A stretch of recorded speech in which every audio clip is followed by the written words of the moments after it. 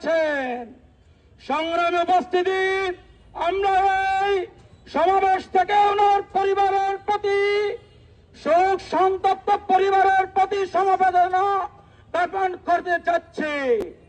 সংগ্রামী উপস্থিতি, আমরা প্রশাসনকে দায়িত্বহীন বিষয়ে বলতে চাই, শরীফ ওসমান হাদির উপর হামলার 8 দিন অতিবাহিত হতে লাগলো, কিন্তু আজ পর্যন্ত কোন খুনিকে এখন পর্যন্ত গ্রেফতার করা হয়নি।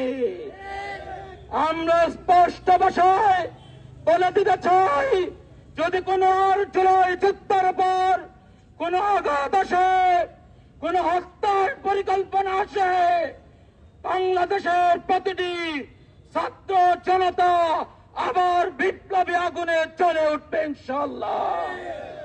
শরীফ ওসমান হাদির খুনিদের গ্রেফতার না করা পর্যন্ত আমরা এখন পর্যন্ত ঘরে ফিরে যাব না, যাব না, যাব না।